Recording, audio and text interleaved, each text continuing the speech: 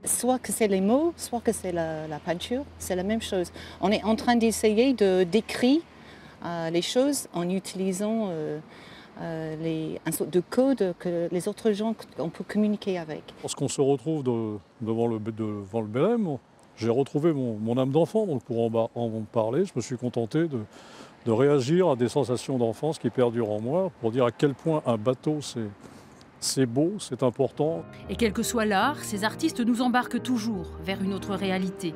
Eux qui ont le privilège d'avoir toujours une place à bord, des navires qu'ils rêvent et qu'ils subliment. Yann Guéfélec qui dit « J'ai retrouvé mon âme d'enfant en allant sur le Belém ». Est-ce que vous savez, ça a été pareil? Ça vous a fait le même effet? Oui, mais surtout on avait la nécessité de peindre, puisqu'on avait donc une obligation de résultat. Il fallait qu'on débarque. Surtout qu'il y avait France 3 qui nous filmait pendant qu'on était en train de peindre. Donc si on avait fait des croûtes épouvantables, il fallait quand même travailler. Donc, mais sinon, le Belém, naviguer à bord du Belém, c'est quelque chose de formidable. Ah oui, c'est vraiment formidable. Et il y a tous les ans, c'est un peu comme sur un cargo, il y a des stagiaires qui viennent, il y a des gens qui reviennent tous les ans, passer 8 ou 10 jours sur le Belém dans des destinations très variées. Et cette année, il va être en Méditerranée. Alors, il part vers d'autres océans. Vous êtes peintre officiel de la Marine et président de l'Association des peintres officiels de la Marine. Comment devient-on aujourd'hui peintre officiel de la Marine? Alors, on devient peintre de la Marine en essayant d'être accroché au Salon de la Marine. Il y a un Salon de la Marine qui se déroule tous les 2 ou 3 ans au Musée de la Marine, qui est au Palais de Chaillot. Enfin, là, c'était du temps passé, puisque maintenant, le musée de la Marine est fermé pour travaux pour 4, 5 ans, 6 ans peut-être. Comme tous les musées, ça dure beaucoup plus longtemps que ce qui est annoncé. Et si on est accroché au salon, on peut à ce moment-là déposer son dossier pour postuler au titre. Et à ce moment-là, on dépose un dossier dans lequel il faut avoir 25 à 30 œuvres, sujet marine, pas forcément militaire. Et puis sa carrière, son book, enfin les dossiers habituels.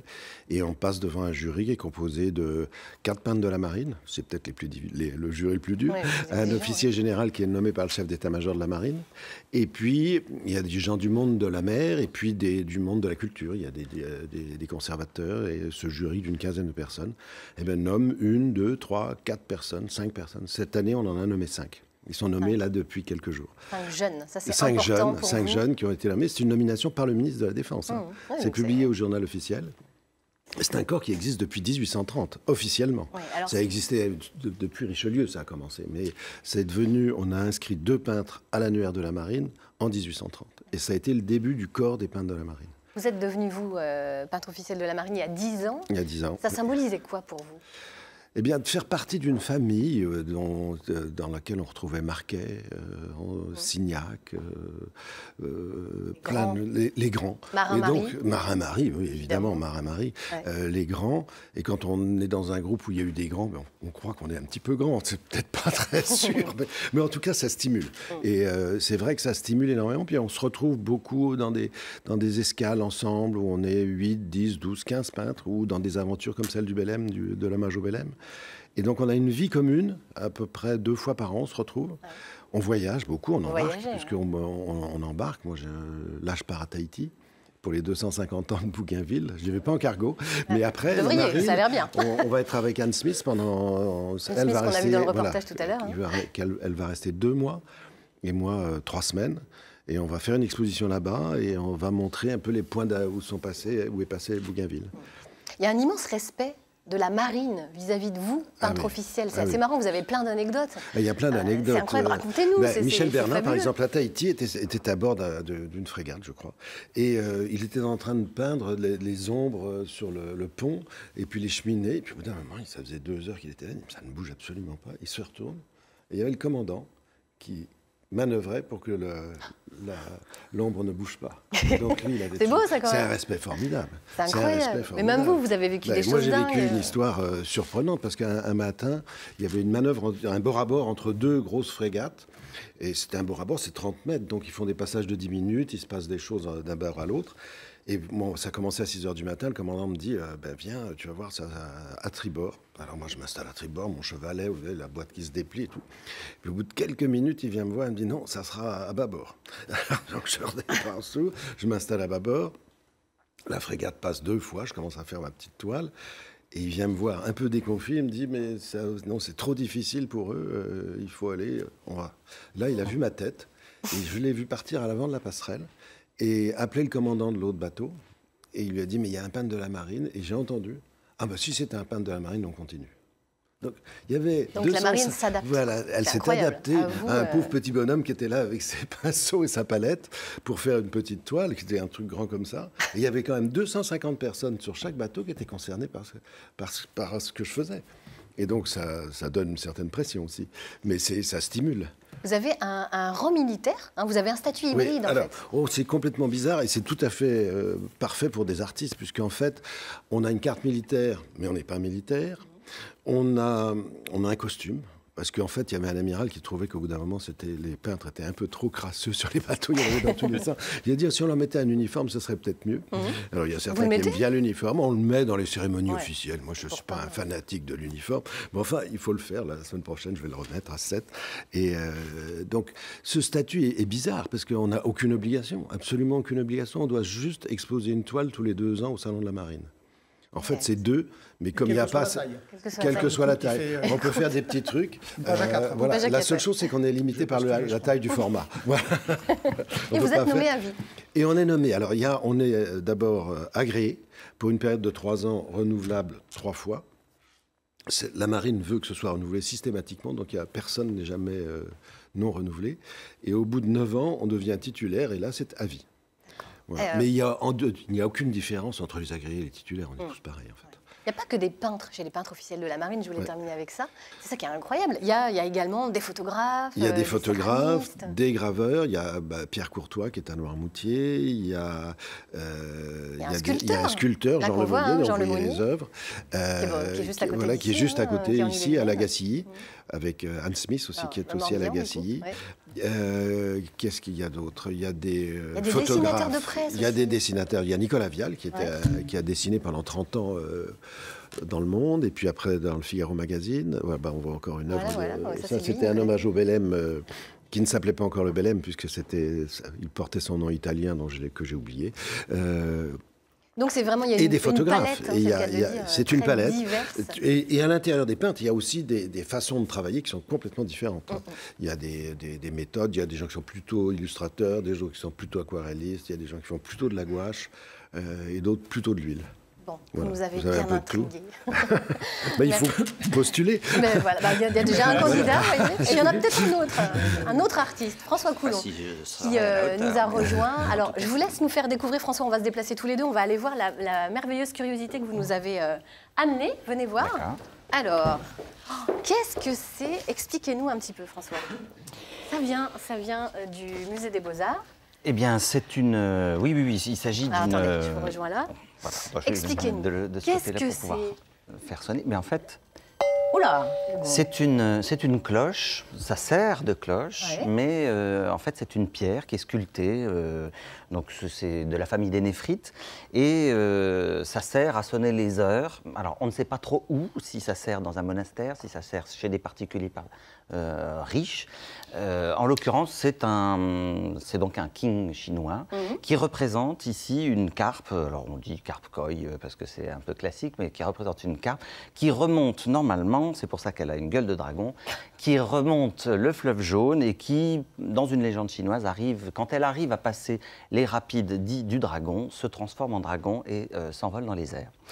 Alors c'est un objet qu'on retrouve aussi un peu dans toute l'Asie du Sud-Est, aussi au Japon, ça porte d'autres noms, ça existe en Inde aussi, ça s'appelle Makara. Et là, ce qui est assez extraordinaire d'ailleurs, c'est que j'ai retrouvé le système qui le portait il y a quelques semaines en fait, et il traînait dans les réserves et on ne savait pas ce que c'était. Et en fait, en prenant les mesures, en regardant dans les manuscrits, on s'est aperçu que c'était son portant. Alors il manque quelques pièces, il en manque une en bas. Mais c'est un objet tout à fait précieux parce qu'il n'en existe plus. Apparemment, surtout dans un état de conservation exceptionnel. Excellent. On voit quelques coups, donc on suppose qu'il y a du gong qui a dû être frappé dessus. Donc, il a un son étonnant, assez pur. Hein. Très très pur. Alors c'est pour donner les heures. Et en fait, les heures, vous savez, c'est ce qui nous permet de changer dans la journée. Et c'est pour ça que vraisemblablement, enfin c'est l'hypothèse qui a été donnée, vraisemblablement ça représente un animal qui est en cours de métamorphose, puisque la métamorphose du jour, sous l'effet des heures, c'est ce qui est la marque du changement. Et donc, c'est aussi l'image de notre propre changement au fil des heures qui passent. Donc, c'est pour ça que ça matérialise, en fait, cette espèce de métamorphose entre un poisson et un dragon, et qui cadre tout à fait avec l'idée du cabinet de curiosité, puisque le cabinet, c'est un processus, c'est des liens que vous faites entre des éléments qui n'ont rien à voir les uns avec les autres, là, un dragon et un poisson. Et c'est ça qui permet des ponts un peu créatifs au niveau de la réflexion. Merci beaucoup, François. Allez, je vous laisse sonner le gong. Il est 10h13, très exactement. Vous pouvez retourner à votre place. On va tout de suite évoquer l'emploi maintenant dans cette émission avec Sébastien Naud, expert en recrutement. Alors Sébastien, quelles offres d'emploi allez-vous nous proposer aujourd'hui? Alors Laurence, on va parler de 3 sociétés différentes, 3 types d'offres d'entreprises dont il est intéressant de parler parce qu'ils recherchent aujourd'hui des profils. Alors je vais parler de Gestéos pour commencer. Gestéos, c'est quoi? C'est une start-up. Et pour la petite histoire, qui se trouve dans un espace de coworking, donc du côté de Rennes, et à côté d'elle, donc Gestéos fait du logiciel de gestion commerciale pour les cuisinistes, donc hyper spécifique. Et son voisin fait du logiciel de gestion commerciale, mais pour de l'orthopédie. Donc à la base, cuisiniste, orthopédie, rien à voir. Pas forcément de lien. Sauf que sur la manière de fonctionner, le logiciel et la commercialisation, ils se retrouvent avec des besoins similaires. Et là, ils se disent, on a besoin de recruter quelqu'un, mais pas à plein temps. Chacun à mi-temps, ils se sont dit, et pourquoi on ne créerait pas un poste, à nous deux, une personne qui pourrait être à droite et à gauche au sein de la société. Donc, ils recherchent un assistant ou une assistante administrative et commerciale, quelqu'un d'ultra polyvalent, justement sur Rennes. Donc, ils recherchent surtout quelqu'un avec du dynamisme et qui a envie de vivre une aventure à la start-up. C'est très à la mode en ce moment. Ok, alors une autre offre. Une autre offre, on passe directement dans le domaine de la tomate. Start-up, tomate, Solarène. Connu, très connu. Voilà, très connu. Donc 30 maraîchers qui amènent leur récolte au quotidien sur une centrale, donc logistique. Et là, Solarène recherche aujourd'hui quelqu'un, ce que j'appelle un technicien qualité. Alors pas quelqu'un qui va venir faire la norme ISO, mais quelqu'un qui va accueillir ces maraîchers, regarder les récoltes. Et ces récoltes-là sont classées par étoile, par classe, et va vérifier tout simplement la couleur des tomates ou encore une fois la catégorie. Donc c'est quelqu'un qui va avoir un relationnel assez facile, qui va être aussi hyper pointilleux, rigoureux et organisé. Et en plus de ce technicien qualité, il cherche aussi un commercial qui soit capable de faire le relationnel. Alors c'est un marché hyper spécial, parce que c'est en distribution, on a le téléphone le matin sur l'épaule, on a l'image de l'acheteur en face. Voilà. Mais voilà, quelqu'un qui a envie aujourd'hui, il ne demande pas un diplôme en particulier, mais encore une fois, une personnalité. Donc n'hésitez pas, si ça vous tente d'en savoir plus, vous m'envoyez.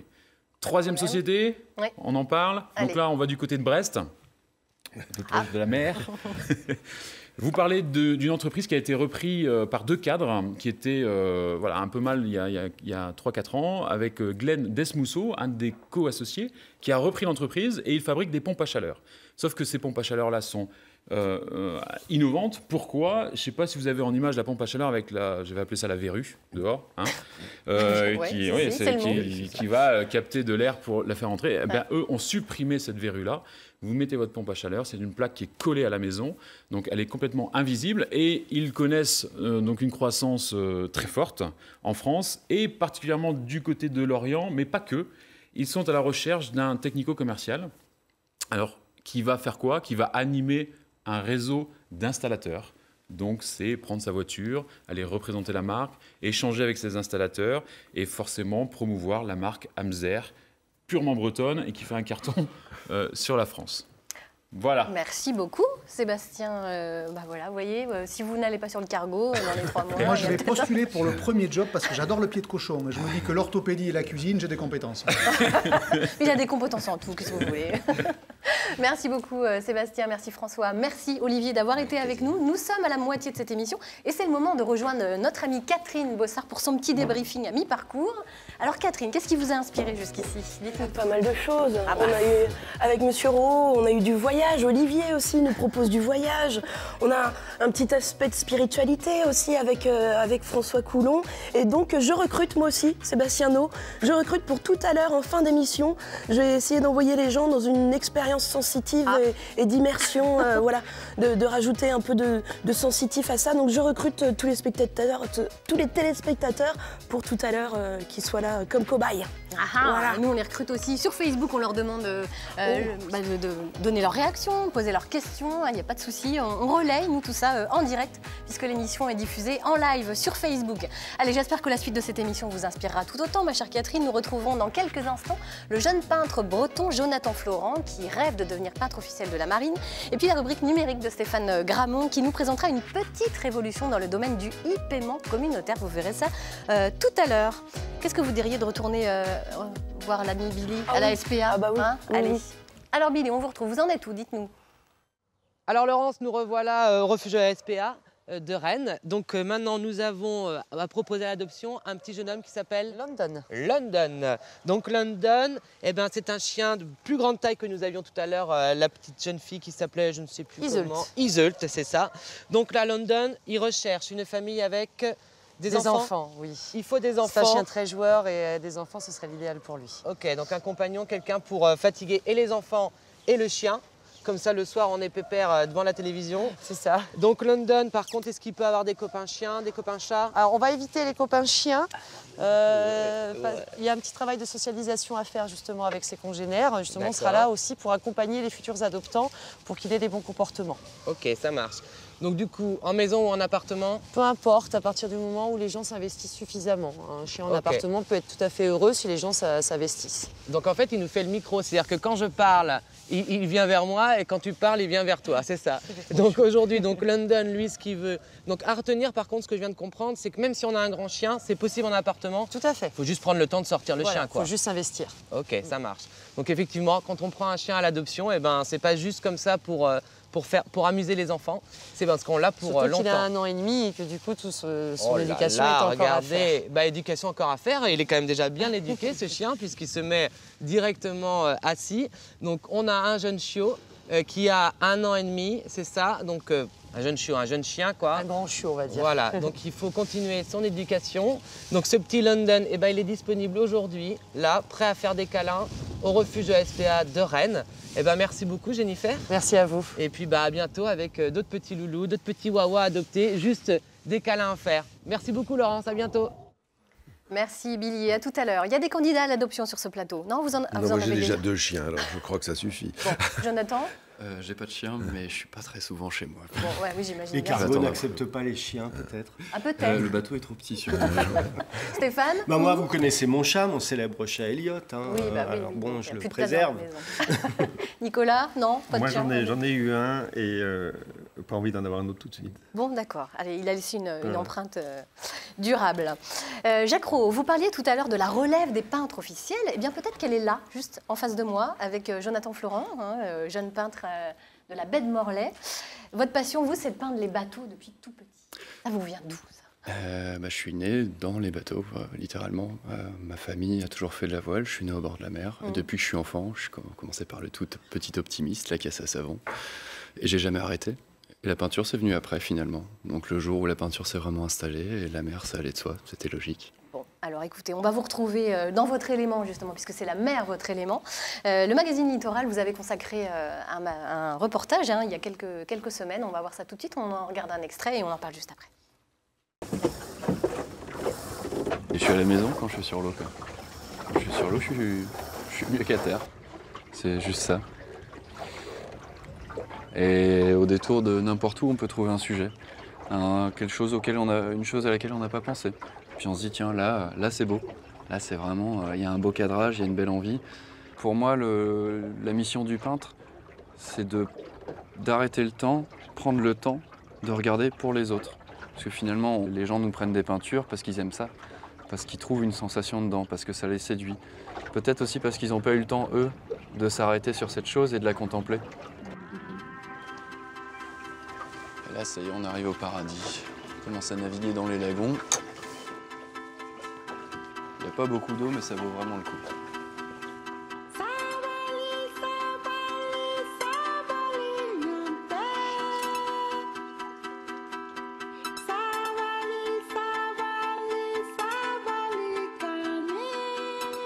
Je considère que pour bien peindre un bateau, il faut le connaître. Il faut avoir navigué dessus, il faut avoir des sensations, avoir une histoire avec. Parce qu'un bateau, c'est aussi une histoire humaine. Et ces petites histoires qu'on vit sur l'eau, elles créent aussi l'histoire de la peinture. Sans ça, je ferais juste des jolies images. Il y a une différence entre une jolie image et une belle image, une image qui a du sens. Naviguer donne du sens à l'image. Naviguer donne du sens à l'image. C'est fort, ça. C'est sorti, oui. C'est sorti naturellement, c'est sorti tout seul, hein, on a bien compris. Cette magnifique baie de Morlaix, incroyable. Alors quand on avait sublime. posté le sujet sur Facebook il y a quelques semaines, hein, au moment de son passage dans le littoral, il y avait beaucoup de commentaires, je m'en souviens, de gens qui voulaient savoir ce que c'était comme bateau. Alors qu'est-ce que c'est comme bateau? C'est le moment de Le répondre. bateau intéressait plus que la peinture. Non, c'est pas ce qu'on a dit. Ça rend, là, Ça rend humble. C'est un catboat de la baie de Morlaix. C'est construit, c'est une spécialité du coin. J'ai construit chez Jézéquel. C'est bateau traditionnel, un peu remanié, un peu plus moderne qu'à l'époque, mais la série d'origine est de 1923. Donc c'est aussi du patrimoine. Nous avons répondu à nos téléspectateurs, tout va bien. Qu'est-ce qui vous inspire, vous, Jonathan Florent? Vous avez des mentors, vous avez des gens qui vous ont inspiré Je regarde énormément de peintres, et oui, chez les peintres de la marine, il y en a énormément qui m'ont inspiré, des actuels comme des anciens. Qui? Donnez des noms. Allez, des noms, balancez. Sur la génération actuelle, j'ai été formé par Stéphane Ruyet au départ. Ouais. J'ai rencontré Jacques, j'ai rencontré Renan Ollier et d'autres. Et à force de rencontres, et j'ai peint avec eux de nombreuses fois, on apprend et on découvre d'autres choses, d'autres manières qui apportent un peu à notre peinture. Et des peintres comme Marin-Marie qui font, en fait, c'est ça qui est incroyable. Quand on regarde, enfin moi je sais pas, moi ça me fait cette impression-là, mais quand je regarde une toile de Marin-Marie, j'ai l'impression que ça bouge, quoi. C'est le but absolu, Marin-Marie, c'est le bateau est vivant et pour moi c'est parfait justement, c'est ce que je recherche. Je suis un peintre de navigation, je suis en mer la plupart du temps, et je cherche le mouvement du bateau et raconter une histoire avec ça. Donc Marin-Marie, pour le coup, a vraiment du sens. C'est peut-être celui que j'admire le plus aujourd'hui. Oui. Ouais, pour vous, c'est donner une âme, finalement, aux toiles. Comme vous dites, naviguer, c'est vraiment ça, l'image, ça donne du sens à l'image, quoi. C'est ça. Tout à fait. Est-ce qu'il pourrait devenir peintre officiel de la marine? Ben sûrement. Jonathan Florent. Je serais pas toujours parce que c'est son rêve ultime, hein, je pense. Mais si j'étais dans le jury, je voterais sûrement pour lui. Qu'est-ce qui vous plaît dans ces toiles? On voit, hein, c'est splendide. D'abord, on a une forme de filiation. On a la même source d'aspiration, on a à peu près la même façon de travailler. Parce que moi, je suis assez proche de Stéphane Ruyet, qui n'est pas du tout de l'école des temps, de l'école de Philippe Lejeune. Mais il y a un lien intellectuel, la façon de traiter la peinture, et c'est une famille de peinture, c'est certain. C'est un impressionnisme un peu classique, en fait. C'est ça on peut se qualifier ça comme ça. Donc on a eu des liens tout de suite, et c'est très drôle, parce que quand on va peindre dans un endroit, on s'installe toujours dans les mêmes endroits. Et moi, je me souviens de la baie de Morlaix. Au bout de la baie de Morlaix, j'avais été peindre, je m'installe dans un coin, je n'avais rien regardé, et au bout j'avais peint pendant 2 heures, et je me suis retourné, et il y avait Stéphane Ruyet et Jonathan qui étaient là, exactement à 50 mètres de moi. Mais alors pourquoi tel ou tel lieu? Vos critères, c'est quoi? Est-ce que vous avez des critères en tant que peintre officiel? Non, on n'a pas de critères, mais il y a des endroits qui sont plastiques, il y a des endroits à peindre, et il y a des endroits qui ne sont pas à peindre. Est-ce que du coup, c'est quoi un endroit à peindre, Jonathan Florent? C'est dur à dire, on se balade, l'idée c'est de découvrir un endroit sans non plus chercher quelque chose, hein, et de se laisser surprendre par un instant, par une lumière ou un sujet. Et je crois qu'on obéit tous finalement à des codes graphiques qui nous appellent, et là on s'installe, on dit oui c'est là bien entendu, et oui. On s'installe toujours au même endroit quasiment. Et moi, je peins beaucoup à l'Île-Dieu. Eh bien, plusieurs fois, il y a eu beaucoup de peintres à l'Île-Dieu. Notamment, il y a eu Rigaud. Eh bien, 2 moments, et je connaissais pas ces tableaux, je me suis installé exactement à l'endroit où Rigaud s'installait. Et des gens du point de vue, ah, mais c'est Rigaud qui se mettait là. Donc il y a vraiment, c'est ça, c'est une attirance. Je pense que c'est pareil pour les photographes. Ils photographient certains, c'est pour un cadrage. Ici, il y a les cadrages, c'est pas n'importe quoi. On cadre systématiquement. Je pense que c'est ça le lien. Et du coup, est-ce que cette communauté des peintres de la marine, vous observez, vous regardez, vous dites, ah bah il fait ça, moi je vais pas faire ça, ou est-ce qu'il y a des écoles, des familles? Il peut y avoir ça, effectivement, il peut y avoir des gens qui se disent, bah il fait déjà ça, c'est pas là, je vais pas traiter ce sujet-là, il le fait mieux que moi. Ça, là, vaut mieux renoncer quand quelqu'un fait mieux. Mais quand on travaille ensemble, on travaille vraiment ensemble. On vient voir ce qu'a fait l'autre, on dit, ah non, tu ne devrais pas faire ça, continue comme ça. il y a une aide entre nous, il y a une stimulation. Si, il y a forcément une concurrence. C'est trop beau. Forcément, non, il y a une concurrence. On ne le dit pas, on fait ça en cache sous une camaraderie, mais il y a forcément une concurrence. Dès qu'il y a création, il y a forcément un petit ego qui devient un peu fort. Mais moi, j'ai des amis peintres de l'école de Philippe Lejeune. Christophe de Buchères, François Legrand, Éric Barry, tout ça, c'est des gens qui viennent du même groupe. Et on se suit depuis et on ne se tire pas dans les pattes. Parlons de notre belle Bretagne. Est-ce qu'il y a des lieux qui vous inspirent vraiment? Faut les nommer, il faut le dire. Alors peut-être pas trop, parce que sinon il y aura plus de monde à y aller. Est-ce qu'il y a des coins, vraiment, je sais pas, vous, Jonathan, la baie de Morlaix, c'est sûr, c'est indéniable, mais... La baie de Morlaix, puis je dirais pas où exactement, mais même interdit de donner l'endroit de la vidéo. D'accord, très bien. Le secret sera gardé. Non, moi c'est à la surprise, j'ai pas d'endroit de prédilection. Et puis je suis surtout appelé par les bateaux. C'est vraiment le graphisme du voilier. Ah vous, c'est les bateaux? Essentiellement, oui. Et après, ça peut être un lieu industriel, ça peut être un phare, ça peut être une grève, ça peut être un chantier naval. Il y a un ensemble de thèmes, mais j'essaye de m'ouvrir un peu à tout finalement. Et d'être un peu curieux pour se laisser surprendre. Je suis très jeune, donc j'ai aussi plein de choses à faire, à découvrir. J'ai pas envie de m'enfermer tout de suite. Très bien, parce que oui, en fait, c'est ce qu'on dit, c'est pas uniquement peindre la mer, c'est aussi peindre, un chantier naval. Oui, absolument, c'est très très vaste, c'est sujet marine, donc c'est vraiment extrêmement vaste. On n'a plus à l'époque, au début du 19e, où il fallait rendre compte précisément d'un paysage ou d'un bateau. Là, tout est ouvert, et on a la chance d'être dans une période où il y a eu beaucoup d'abstraction, donc on a une grande liberté. On n'est pas obligé d'avoir un rendu très fidèle. Et les marins qui sont très artistes, au fond, ils ne nous demandent pas de peindre tous les boulons, tous les bouts qu'il y a sur un bateau. Ils nous demandent de rendre un esprit, de faire un tableau. Et en fait, le métier de peintre, c'est quoi? C'est faire un tableau. C'est rien d'autre. Et c'est être conscient de son tableau quand on est en train de le peindre, de temps en temps se reculer pour le regarder. Est-ce que ça tient? Ah ben il tient, il est bien là. Ben, laisse-le comme ça, parce que tu vas le bousiller. Vous êtes 46. Nous sommes 46, oui, puisqu'il y en a 5 nouveaux qui viennent d'être nommés. 5 nouveaux, dont un photographe, qui est Thierry Desouches, et puis il y a 4 peintres, et dans ces 4 peintres, il y a une femme. C'est la 6e femme peintre de la marine. 42, mais c'est vrai que comme on est nommé à vie, et que les peintres et les sculpteurs vivent plus vieux que la moyenne c'est une bonne nouvelle, autres. Les sculpteurs encore plus que les peintres. Voilà, les sculpteurs encore plus que les autres, parce qu'ils font un peu d'exercice physique, donc ils vivent encore plus vieux. Et donc on a des peintres qui sont très très vieux. On a Jean-Pierre Allot a plus de 90 ans, Michel King, qui est notre doyen, doit avoir 90 ans. Il y a beaucoup de gens de plus de 80 ans. Bon, donc, vous voyez, vous allez faire baisser la moyenne. Donc voilà, un jeune trentenaire, vous voyez. Bon, peut-être un jour peintre officiel de la marine. Oui, mais je crois que le Benjamin doit avoir 35 ans. Olivier Desvaux, il doit avoir 35 ans. La relève est assurée. J'espère bien. Stéphane, je me tourne vers vous maintenant. On va parler de l'actualité numérique avec votre invité, Nicolas Pelletier. Alors, racontez-nous un petit peu ce qui a retenu votre attention. Non, je ne vous le raconterai pas. J'attendrai que vous me remboursiez la place de spectacle que je vous ai avancée de Nelly Olson, que vous avez reçue vendredi dernier. Que vous avez voulu voir en spectacle ce week-end. Et vous me devez toujours la place, donc j'attends. Ne boudez pas, il y a une solution, je suis sûre. Ouais, non, c'est de la fiction. Enfin, Catherine, si tu peux ne pas m'oublier quand même. Mais sinon, c'est de la fiction grâce à Pledge, la start-up brestoise, montée par Nicolas Pelletier. Alors, pourquoi ce genre de situation va devenir de la fiction grâce à Pledge? Pourquoi ça va devenir de la fiction? Parce que, en fait, on a monté une solution qui permet à celui qui réserve pour les autres d'avoir les places instantanément avant que ses copains aient payé. Pas mal, ça. Et donc, ça peut marcher pour les concerts, pour le train, pour les EasyJet, pour tout un tas de trucs, pour les colocs qui achètent une cafetière ensemble ou un canapé. Pratique. Et donc, en fait, l'idée, c'était que les gens, ils aiment bien faire des choses à plusieurs, que ce soit sortir ou voyager. Et il n'y a pas on les aide pas aujourd'hui. C'est pas simple pour celui qui est moteur sur l'initiative.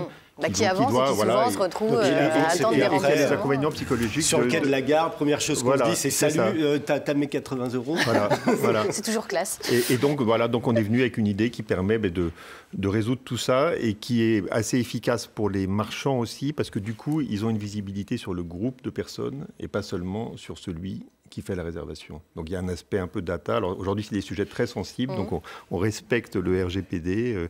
Fait rien. RGPD. Oui, donc c'est le nouveau règlement. Je ne sais pas l'acronyme exactement, mais revue générale. Voilà. Des politiques. Non, enfin bon, bref. C'est pour la protection des données. Aujourd'hui, la protection des données. On ne peut plus rien faire sur les données des gens sans leur accord express, ce qui est une très bonne chose. Mais néanmoins, alors du coup, la personne qui achète les places doit avancer l'argent quand même ? Non. Elle n'avance pas l'argent, en fait, on fait... Donc c'est Pledge qui avance l'argent. C'est nous qui avançons l'argent et voilà, et on prend notre sécurité, en fait, sur une empreinte sur la carte bancaire de cette personne pour la totalité du panier. Mais en fait, depuis qu'on a lancé, et ça fait plusieurs mois, et on a processé quand même plusieurs dizaines de milliers d'euros, il n'est jamais arrivé de cas de figure où cette personne et à payer pour un autre. Ce qui pourrait arriver en théorie si les copains ne payaient pas. Mais en fait, on a affaire à des gens qui font des trucs ensemble et qui utilisent la solution parce que c'est pratique. Donc, ce n'est pas dans l'idée de se planter les uns les autres. C'est juste parce que c'est pratique. Après, le copain mauvais payeur, on a tous un copain très sympa, mais un peu mauvais payeur. Et ça, on anticipe. Et l'application permet au leader de payer pour lui. S'il sait qu'il n'a pas les 20 € pour aller voir tel truc, il paramètre comme il veut et il se met la part qu'il veut et donc ça en met autant de moins. Et il faut combien de temps avant qu'on envoie les... Enfin, les copains, ils ont combien de temps? Ils ont 48 heures pour payer. En fait, depuis qu'on a... Donc 48 heures, c'est suffisamment long pour celui qui est en week-end, hors connexion, pas joignable. Par contre, depuis qu'on a lancé, les gens payent vraiment dans les premières minutes. Voire les premières heures, parce qu'en fait, ils se sont parlé avant.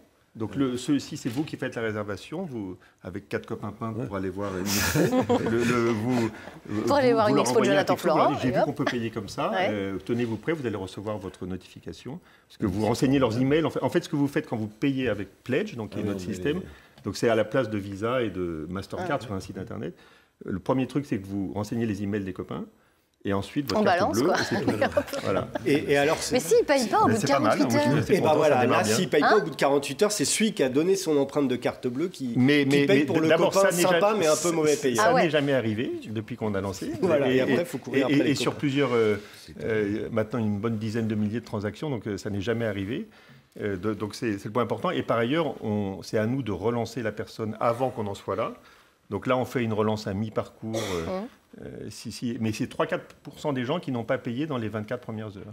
En fait, ça marche très bien. Ce qui est bien, c'est que c'est Pledge qui s'occupe du sale boulot, finalement. C'est ça, qui relance. Et il y a marqué première solution de paiement instantané, ça veut dire que personne n'y a pensé avant vous? Et même pas aux États-Unis, ni en Chine, ni au Japon. Wow. C'est dingue. Je ne sais pas comment on dit cocorico en brestois. Cocorico, parce que là... donc là, effectivement, les premiers contrats arrivent et Maintenant, il faut s'intégrer chez les marchands, donc c'est ça qui est compliqué, parce que c'est un nouveau moyen de paiement, donc ils ne font pas ça tous les jours, et donc ils vérifient que tout marche bien, et ça prend du temps. Donc c'est trop long pour nous, on trouve, mais même si ça avance assez vite. Mais on est en train de développer une nouvelle solution avec Arkea, parce qu'on est à Brest, donc on profite de l'écosystème local, qui à base de cartes virtuelles, en fait, et qui va nous permettre d'être sur ces sites-là, sans avoir à... Là, on rentre dans la technique, mais sans avoir à s'intégrer avec eux, donc... un go-to-market. D'accord. D'ailleurs, vous aviez déclaré dans une interview, on a une roadmap produit qui est très intéressante avec un use case standalone qui est bientôt prêt. Ça veut dire que ça marche pas trop mal. Ça veut dire que ça marche bien, quoi. Non, mais ça veut dire, moi, je veux qu'on dise dans quelques temps, on va pledger les places. On va pledger les places. Ce qui veut dire, si on est 4 à aller quelque part... On fait une pledgeoirie. Ce qui veut dire, choper les places tout de suite et chacun paye sa part. Ok, alors je vous propose d'aller pledger un chien. On va retrouver tout de suite notre ami Billy. Billy, vous en êtes où? Dites-nous tout. Toujours à la SPA. Alors Laurence, tout à l'heure nous avions un petit chat qui s'appelait London. Maintenant nous avons un petit chat qui s'appelle New York. Donc New York, lui, il a besoin d'indépendance. Oh, il est quand même assez câlin, mais c'est vrai, bon, ça reste un félin, donc il a aussi besoin de sa tranquillité. Voilà, donc là, en fait, il y a aussi beaucoup d'autres chats qui sont là. Donc du coup, il y a la question de territoire. Quand il sera chez lui, peut-être que le territoire sera plus facilement gardé. Oui, quoi. Tout à fait. Donc c'est ça. Donc là, New York, il a gardé son petit territoire qui est juste là. dans la petite cabane qu'elle a. Son copain Câlin est là aussi. Et il y a les autres petits chats qui sont tous là, donc ils peuvent vivre quand même avec d'autres chats. Hein. Oui, tout à fait. C'est un chat qui a 1 an, hein, donc qui est jeune et du coup son caractère est en train de se former. Mais c'est un petit chat mignon, vraiment mignon de caractère. Donc comme pour les chiens, quand j'adopte un chat, il est stérilisé, vacciné, pucé. Bien sûr, oui, tout à fait. Et on le teste contre le FIH, le FIV et la leucose, le FELV. D'accord. Donc les chats peuvent être porteurs du virus, le FIV. Est-ce que c'est dangereux pour les congénères? Alors ça peut être transmissible entre chats, oui, c'est pas du tout transmissible à l'humain. Sexuellement uniquement. Sexuellement et par bagarre, vraiment, il faut qu'il y ait contact de sang à sang. D'accord, ok, quand ils se blessent. Tout à fait. D'accord. Donc là, tous nos chats, bien sûr, sont négatifs, sinon ils ne seraient pas ensemble. On a aussi des chats positifs, mais qui ont une communauté bien à eux. Et on peut quand même adopter un chat qui a le FIV? Oui, bien sûr. D'accord. On estime que ce sont des chats comme les autres et qu'ils ont le droit de vivre également. Bien sûr, ok, tout à fait. Donc Laurence, nous avons ce petit New York qui est là, qui a besoin d'apparemment un petit perchoir en hauteur pour pouvoir évoluer tranquillement à la maison. Donc voilà, écoutez, je vous dis à très bientôt. Et puis, on est toujours disponible ici, au refuge de la SPA de Rennes, pour venir chercher un petit chat ou un petit chien. À bientôt, Laurence. Merci beaucoup Billy, merci infiniment.